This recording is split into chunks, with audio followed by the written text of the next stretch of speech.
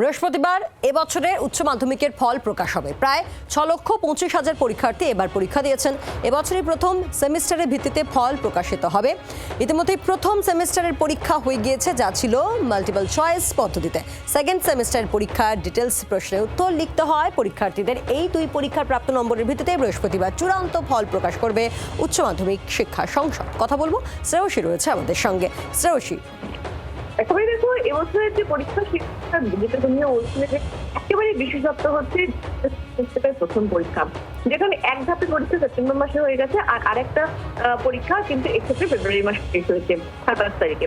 এখন এই যে দুটো পরীক্ষার যে প্রাপ্ত নম্বর, সেই নম্বরের যোগফলের চূড়ান্ত নম্বর হবে এবং তারই ভিত্তিতে মেধাতালিকা বলো বা রেজাল্ট বলো সমস্ত কিছুই তৈরি হবে।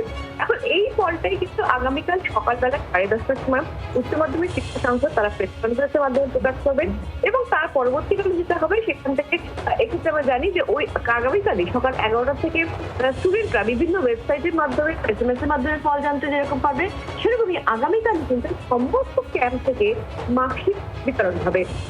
মানে বলাই যেতে পারে যে এক্ষেত্রে নির্দিষ্টভাবে আগামীকালের দিকে কিন্তু বিশেষভাবে নজর থাকছে, কারণ প্রায় 6,25,000 ক্যান্ডিডেট কিন্তু এবারে উচ্চ মাধ্যমিক পরীক্ষা দিয়েছেন এবং সেক্ষেত্রে সেমিস্টার সিস্টেমের যেহেতু প্রথমবারের রেজাল্ট, অনেকেই যেটা মনে করছেন যে এক্ষেত্রে নম্বরের পরিমাণও কিন্তু বেশ কিছুটা বাড়বে, অর্থাৎ শতাংশের যে হার প্রাপ্ত শতাংশের যে হারটা সেইটা কিন্তু অনেক প্রাপ্ত নম্বরের যে শতাংশ, সেই প্রাপ্ত নম্বরের যে শতাংশ সেটা কিন্তু অনেকটাই বাড়বে বলে অনেকে মনে করছে।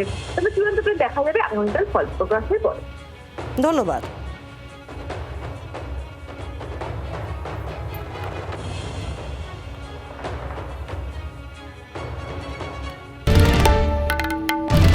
বাংলার আওয়াজ, বাঙালির আবেগ, জি 24 ঘন্টা।